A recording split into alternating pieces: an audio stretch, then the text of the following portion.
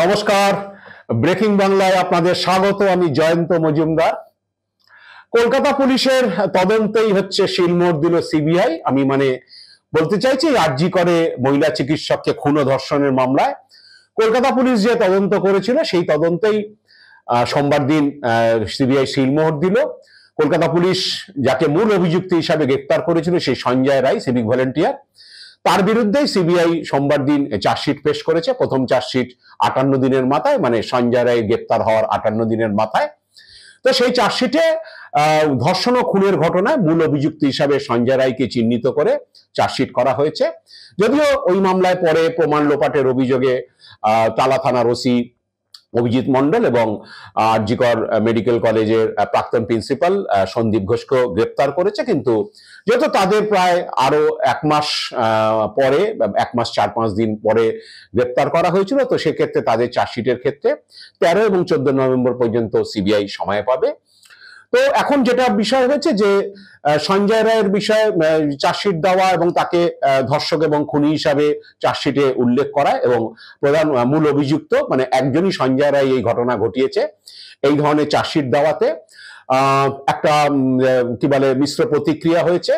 তৃণমূলের পক্ষ থেকে কুণাল ঘোষ বলেছেন যে কলকাতা পুলিশ যে সঠিক তদন্ত করেছিল, সিবিআই তাতে শিলমোড় দিয়েছে। যদিও আরো অনেক গল্পগাছা বেরোবে, অনেক কিছু হবে।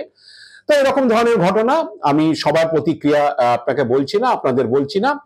তবে বিজেপি পন্থী কিছু ইনফ্লুয়েন্সার তারা খুব হতাশ, কারণ তারা আমি যাদের বক্তব্য শুনলাম তাদের বক্তব্য যে আসলে প্রমাণ লোপাট হয়ে গেছে, সিবিআই আর কি করবে। তো সিবিআই ওই জন্য দিয়ে দিয়েছে, একেই চার্জশিট করে দিয়েছে, কারণ প্রমাণ লোপাট হয়ে গেলে তার কিছু করার নেই। আমার খুব হাসি পাচ্ছিল যে সিবিআই এই মামলাটা 4 দিনের মাথায় পেয়েছিল। সাধারণত সিবিআই মামলা পায় 3 মাস, 5 মাস, 6 মাস, কেউ অনেক সময় আরো 2 বছর বাদেও মামলা পেয়েছে অনেক সময় হাইকোর্ট অর্ডারে।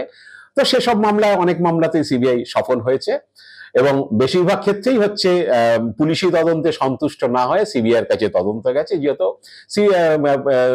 বিভিন্ন খুন ধর্ষণের সব তো law and order state subject, প্রথমে পুলিশি তদন্ত করে এবং পরবর্তীকালে তদন্তে যদি কেউ সন্তুষ্ট না হয় সেক্ষেত্রে অনেক সময় পরিবার, যা ভিকটিমের পরিবার যদি আদালতের দ্বারস্থ হয় সেক্ষেত্রে সিবিআই তদন্ত পায়। তো সিবিআই এই মামলা, সিবিআই কোনোদিনই কোনো মামলা ঘটনা ঘটার সঙ্গে সঙ্গে পায় না, তারা পরবর্তীকালে আসে সেসব মামলা তদন্তে। তো এই মামলা সিবিআই 4 দিনের মাথায় পেয়েছিল, একেবারে টাটকা মামলা।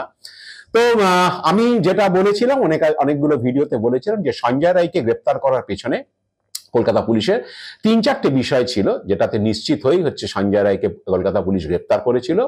সেটা হচ্ছে যে সেমিনার হলে, যে ঘটনাস্থল যেখানে আরজি কর হাসপাতালের যে এমার্জেন্সি বিল্ডিং এর 4 তলায় সেমিনার হলে কোথাও কেউ যদি প্রবেশ করে, সেই প্রবেশের যে সিসিটিভি ফুটেজ, যেখানে সঞ্জয় রায়কে দেখা গিয়েছিল ঢুকতে এবং 27 মিনিট পরে সঞ্জয় সেখান থেকে বেরিয়েছে, যাওয়ার সময় তার গলায় কানে ব্লুটুথ হেডফোনটা ছিল এবং ফেরবার সময়, বেরোনোর সময় দেখা গেছে সেটা নেই। এইটা একটা কারণ ছিল। সেকেন্ড হচ্ছে ব্লুটুথ হেডফোনটা ঘটনাস্থল থেকে বা ক্রাইম সিন থেকে পাওয়া গিয়েছিল, সেটা সঞ্জয়ের ফোনের সঙ্গে ম্যাচিং করা ছিল এবং সেটা অনও করা ছিল, সঞ্জয় সেটা বন্ধ করেনি। তো সেটা হচ্ছে সেকেন্ড প্রমাণ। থার্ড হচ্ছে সঞ্জয় রায় হচ্ছে বাড়ি ফিরে এসে বা সে 4th ব্যাটালিয়নে ফিরে এসে সকালে খুনের ঘটনার কথা শুনি সে জামা কাপড় ধুয়েছিল, জুতো ধুয়েছিল। জুতো ধোয়া থেকে পুলিশের সন্দেহ হয়েছিল, কিন্তু জুতোতে ব্লাড স্টেইন ছিল নির্যাতিতা, সেটা ফরেন্সিক টেস্টে প্রমাণিত হয়েছে এবং নির্যাতিতার শরীরে যে সোয়াব যে নেওয়া হয়েছিল গোপনাঙ্গে, সেই সোয়াবের সঙ্গে সঞ্জয় রায়ের ডিএনএ ম্যাচ করেছে। এইসব কারণে হচ্ছে কলকাতা পুলিশ নিশ্চিত হয়ে গ্রেপ্তার করেছিল। সিবিআই নিয়ে সূত্র ধরে অনেক মিডিয়া খবর করেছিল যে সিসিটিভি ফুটেজ অমুক করা হয়েছে, বিকৃত করা হয়েছে, তমুক করা হয়েছে। আসলে সিবিআই ভালো করে অনুসন্ধান করে দেখেছে যে ওই সিসিটিভিটাকে এড়িয়ে গিয়ে হচ্ছে, ওই সিসি ক্যামেরা এড়িয়ে গিয়ে সেমিনার হলে ঢোকা সম্ভব নয়। সেটা তারা পরীক্ষা করেছে, সেন্ট্রাল ফরেন্সিক ল্যাব থেকে তারা তার রিপোর্ট নিয়েছে এবং যে ফুটেজ কলকাতা পুলিশ তাদের দিয়েছিল সেই ফুটেজটা সত্যতা তারা বুঝতে পেরেছে ফরেন্সিক রিপোর্টে। এবং সিবিআই নিজেরাও পরীক্ষা করেছে, কারণ তাদের একটা সেট আপ আছে। এবং আরজি কর হাসপাতালের ওই ঘটনার সময় তার আগে পরে ফুটেজও তারা নিয়ে দেখেছিল যে সিসিটিভি ফুটেজটা সঠিক এবং তারা সেমিনার হলটা পরীক্ষা করে দেখেছিল যে সেমিনার হলে ঢুকতে গেলে হচ্ছে ওই সিসি ক্যামেরার মধ্যে দিয়ে আসতে হবে। সে কারণে সঞ্জয় ছাড়াও হচ্ছে হাসপাতালের ডাক্তার, নার্স এবং হচ্ছে হাসপাতাল কর্মীদেরও সেই সিসিটিভি ফুটেজে দেখা গিয়েছে। কারণ ওখান দিয়ে যাতায়াত করলে বা সেমিনার হলের দিকে যেতে গেলে হচ্ছে ওই ফুটেজটা, ওই ছবিটা তার আসবে। সেটা ভালো করে সিবিআই নিশ্চিত হয়েছে। নিশ্চিত হওয়ার পরেই হচ্ছে সিবিআই বুঝতে পেরেছে যে কারণ যে আর কোনো ব্যক্তি সেই দিন ওই সময়টাতে, খুনের ঘটনার সময় সেখানে তারা গিয়েছে বা সেখান থেকে বেরিয়েছে এটা পাওয়া যায়নি, এবং সিসিটিভি ফুটেজটা কারেক্ট ফুটেজ সেই নিয়ে তারা নিশ্চিত হয়েছিল। সেই জন্যই হয়েছে, কারণ 2:35-এ 12টা সাড়ে 12টার সময় হচ্ছে নির্যাতিতা তার সহকর্মীদের সঙ্গে রাতে ডিনার করেছিলেন, এবং হচ্ছে ডাক্তাররা যে ওপিনিয়ন দিয়েছিল, পিএম ওপিনিয়ন, এবং কলকাতা পুলিশ আরেকটি বিষয় নিশ্চিত হয়েছিল। আর পিএম এ যে 3জন ডাক্তার করেছিল, ফরেন্সিক মেডিসিনের প্রফেসর, অ্যাসিস্ট্যান্ট প্রফেসর এবং অ্যাসোসিয়েট প্রফেসর, তারা বলেছিলেন যে যা ইনজুরি আছে সেটা একজনের পক্ষেই করা সম্ভব, এর জন্য দ্বিতীয় বা তৃতীয় লোকের দরকার হয় না, বা দ্বিতীয় একজন লোক যদি কাউকে এইভাবে আঘাত করে তাতে এই ধরনের ইনজুরি আসতে পারে। পুলিশ সেটার ব্যাপারেও নিশ্চিত হয়েছিল। তারপরে সঞ্জয় রায়কে গ্রেপ্তার করে। তো সিবিআই সিসিটিভি ফুটেজে বা পিএম ওপিনিয়নে যা পাওয়া গেছে, পিএম ওপিনিয়ন এটাও এসেছিল যে রাত্রি 4টে থেকে 4:30 এই সময় খুন হয়েছিল, যেই সময়টাতে সঞ্জয়কে ঢুকতে বেরোতে দেখা গিয়েছে। তো এইসব জিনিসগুলো পাওয়া গেছে, এবং ওই মহিলা চিকিৎসক রাত 2:35 নাগাদ তিনি একজন আত্মীয়কে, তার কাছে মোবাইলে মেসেজ এসেছিল এবং তিনি তাকে মেসেজ কি বলে রিপ্লাই করেছিলেন। সুতরাং রাত 2:35 পর্যন্ত তিনি বেঁচে ছিলেন, এটা প্রমাণিত হয়। রাত 2:35 থেকে রাত 4:30 পর্যন্ত ফুটেজটা সিবিআই ভালো করে পরীক্ষা করেছে, কলকাতা পুলিশও পরীক্ষা করেছে। সেখানে কোনোভাবেই অন্য ব্যক্তির হচ্ছে অস্তিত্ব পাওয়া যায়নি, যে তার অন্য ঘরে অন্য কেউ ঢুকেছিল বা ওই সেমিনার রুমে অন্য কেউ ঢুকেছে বা বেরিয়েছে, বা আগে থেকে লুকিয়েছিল, খুনের পর সে বেরিয়ে গিয়েছে, এরকমও হতে পারে যে তখন না আসতে পারে পরে, সেগুলো পাওয়া যায়নি। এবং ওই চিকিৎসককে অন্য কোথাও হত্যা করে সেখানে এনে ফেলে দেওয়া হয়েছে, তাতেও হচ্ছে ওই ক্যামেরার মধ্যে দিয়ে তাকে আসতে হবে, এবং ক্যামেরার আগে, অনেক আগে, বেশ কয়েক ঘন্টা আগে থেকে এবং ঘটনার বেশ কয়েক ঘন্টা পর পর্যন্ত সিসিটিভি ফুটেজ সিবিআই কালেক্ট করেছিল, এবং করে সেটা নিশ্চিত হয়েছিল যে ওই যে খুনের সময়টা যেটা পিএমএ এসছে, যে অ্যাপ্রক্সিমেট যে টাইমটা তারা দিয়েছিল, সেই সময়টা শুধুমাত্র সঞ্জয়ের এন্ট্রি ছিল।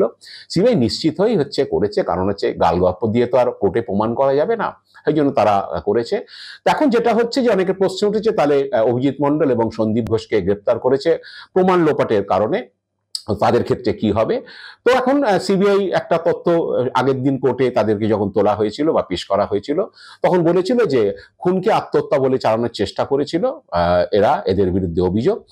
তো সেই ব্যাপারে আমার একটা প্রশ্ন আছে, যদি সিবিআই সঞ্জয়কেই মূল অভিযুক্ত, মানে সেই খুন এবং ধর্ষণ করেছে বা খুনের পর ধর্ষণ করেছে, সেটা যদি চার্জশিটে আনে, তাহলে সেখানে দ্বিতীয় বা তৃতীয় ব্যক্তি বা একাধিক ব্যক্তির অস্তিত্ব পাওয়া যাচ্ছে না বা অস্তিত্ব পাওয়া যাবে না, যাওয়াটা সম্ভব না। তাহলে অভিজিৎ মণ্ডল এবং সন্দীপ ঘোষ কাকে বাঁচানোর জন্য প্রমাণ লোপাট করবে? এটা হচ্ছে প্রশ্ন। যদি খুনকে আত্মহত্যা বলে চালানোর চেষ্টা হয়, তাহলে নিশ্চিতভাবে কাকে বাঁচানোর জন্যই তো সেটা করা হবে। কেউ তো হাওয়ায় ভেসে ওটা করতে যাবে না, কারণ ইন্টারেস্ট না থাকলে কেউ করবে না যে আমি খুনকে কেন আত্মহত্যা বলবো।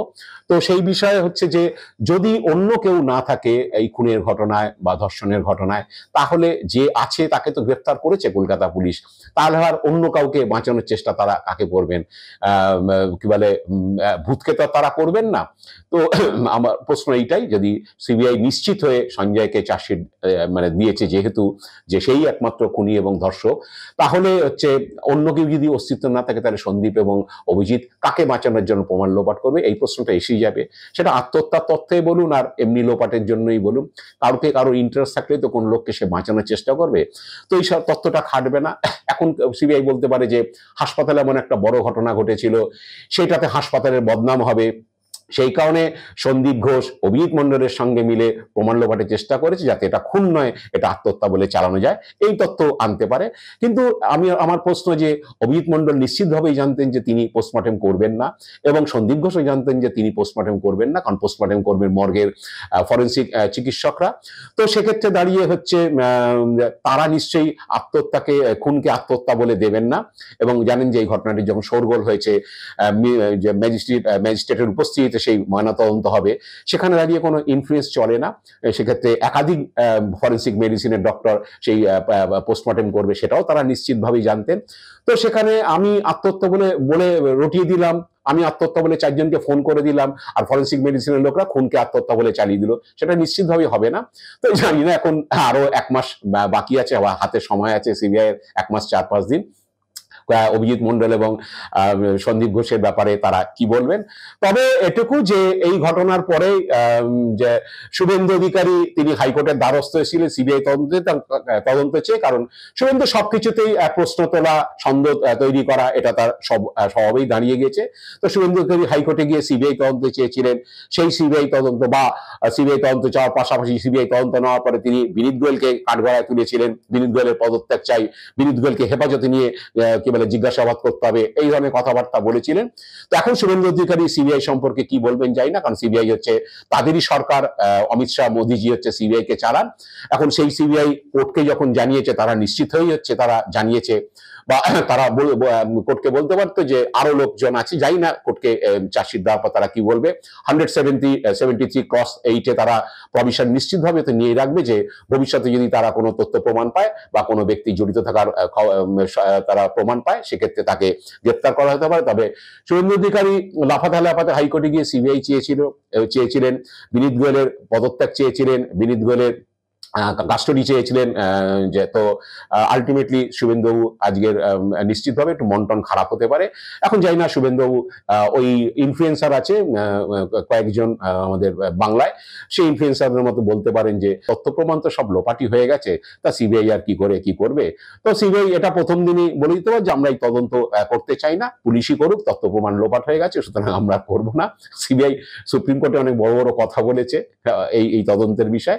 আলটিমেটলি সিবিআই বুঝতে পেরেছে যে লাভ কিছু হবে না, কারণ কলকাতা পুলিশ সঠিক তদন্তই করেছে। তারাও ভালো জানতেন যে তদন্তকারী অফিসার সীমা পাহুজা, তিনি লালবাজারে গিয়ে কলকাতা পুলিশের তদন্তের প্রশংসাই করে এসেছিলেন।